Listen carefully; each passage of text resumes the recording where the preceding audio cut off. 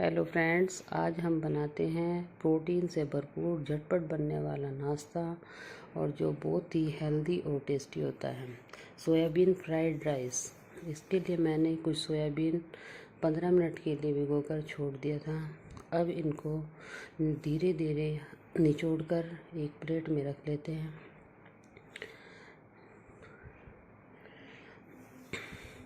अब chopping board की chopper की सहायता से कुछ सब्जियां चॉप कर लेते हैं, जैसे शिमला मिर्च और प्याज एक बार में डालकर, क्योंकि इसमें ज़्यादा सब्ज़ी नहीं डाली जाती, थोड़ी थोड़ी सब्ज़ी डालते हैं।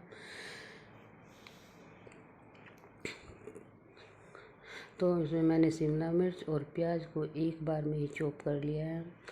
अब इसको चॉपर की सहायता से बारीक कर लेते हैं। आप इसको जैसा चाहे वैसा कर ली, ज़्यादा चलाएंगे तो बारीक हो जाएगा और कम चलाएंगे तो ये दरदरा और खड़ा खड़ा रहेगा। इसके बाद मैंने इसको चॉप करके एक प्लेट में ट्रांसफ़र कर लिया है। इसके बाद हम जो हमारे पास एक मैंने टमाटर की लिया है, गाजर मेरे पास नहीं थी। आप इसमें जितनी भी बची हुई सब्जियां हो घर में सभी सब्जियां डाल सकते हैं, क्योंकि ये बहुत ही हेल्दी और टेस्टी बनता है। बच्चे ज़्यादातर इनको सब्जियों को, गाजर की सब्ज़ी हुई, शिमला मिर्च, इनको नहीं खाते, लेकिन आप फ्राइड राइस बनाकर देखिए, बच्चे झटपट खाएंगे इसको। अब टमाटर को मैंने चॉप कर लिया है। अब गैस पर मैं कढ़ाई चढ़ा देती हूँ। जो सोयाबीन मैंने निचोड़ कर रखी थी उसको 1 चम्मच घी डाल के उसमें इसको फ्राइड कर लेती हूँ। इससे बहुत ही अच्छा टेस्ट आता है, कच्ची कच्ची नहीं लगती है। आप जब इनको फ्राई कर लेंगे तो ये जो हमने घी डाला था उसको धीमी आंच पर फ्राई करने के बाद ये बहुत ही टेस्ट आता है इसमें। अब इसको फ्राइड करने के बाद इसको एक प्लेट में ट्रांसफ़र कर लेंगे और जो हमने सब्जियां चॉप की थी उन सब्जियों को हम एक तरफ रख लेंगे और फिर गैस पर जो कढ़ाई रखी थी जिसको सोयाबीन को ट्रांसफ़र कर लेते हैं प्लेट में। उसके बाद हम इसमें 2 चम्मच घी डालेंगे और जीरा चटकने के लिए छोड़ देंगे। अब जब जीरा चटकने लगे उसके बाद ही सब्ज़ी डालनी चाहिए। कुछ लोग क्या करते हैं कि जीरा डालते ही सब्जियां डाल देते हैं, ऐसा नहीं करना चाहिए। और जो हम हरी मिर्च है वो हम जीरे के बाद डाल देंगे, जो इससे हरी मिर्च होती है उसका चटपटापन नहीं रहता इतना ज़्यादा। तो उसके बाद हमने शिमला मिर्च, ये भी थोड़ी फ्राई हो जाती हैं। उसके बाद हम इसमें टमाटर डालेंगे और इसके बाद हम इसमें कुछ मसाले डालते जाएंगे।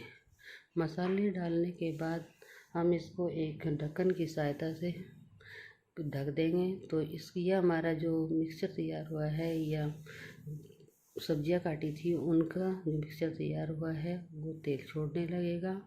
और इसके बाद हम इसमें कश्मीरी लाल मिर्च और कसूरी मेथी, गरम मसाला, पिसा हुआ धनिया, थोड़ी सी हल्दी ज़्यादा नहीं डालेंगे, नहीं तो ज़्यादा ही पीला हो जाएगा, तो इसमें हल्दी कम ही डालेंगे। इसके बाद हम इसको अच्छी तरह से मिला लेंगे और नमक स्वादानुसार डालें। कुछ लोग ज़्यादा खाते हैं, कुछ लोग कम खाते हैं। वैसे ज़्यादातर मैं ये कहना चाहूँगी कि नमक हल्का ही खाना चाहिए। उसके बाद जब इसने तेल छोड़ दिया मसाले ने, तो इसमें हम थोड़ा सा टोमेटो सॉस डाल देंगे, इससे बहुत ही अच्छा टेस्ट आता है। अब जो मैंने चावल को बॉयल करके रखा था, अब हम इसको छलनी से छान लेते हैं और उसके बाद हम इसमें डालते जाएंगे। इसको हल्के हाथ से उलट पलट करेंगे, नहीं तो क्या होता है कि जो चावल होते हैं वे टूट जाते हैं। और जो हमने सोयाबीन फ्राइड करके रखी थी वो हम इसमें डाल देंगे और इसके बाद हम इसमें तो थोड़ा हरा धनिया बारीक बारीक चॉप करके वो इसमें डालेंगे और इसको गार्निश करेंगे। एक तो धनिया बहुत ही पेट के लिए बहुत अच्छा होता है और इससे टेस्ट भी बहुत ज़्यादा बनता है।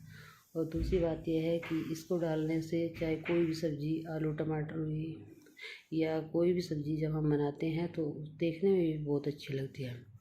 आप इसको बनाइए और ये इसे बच्चे और बड़े बहुत ही चाव के साथ खाते हैं और ये बहुत ही हेल्दी होती है, प्रोटीन से भरपूर होती है, क्योंकि जो सोयाबीन होती है ये प्रोटीन से भरपूर होती है। आप भी अगर आपको अच्छी लगे तो बनाइए और आपको कैसी लगी मेरी रेसिपी, अगर अच्छी लगी तो लाइक और सब्सक्राइब कीजिए। धन्यवाद।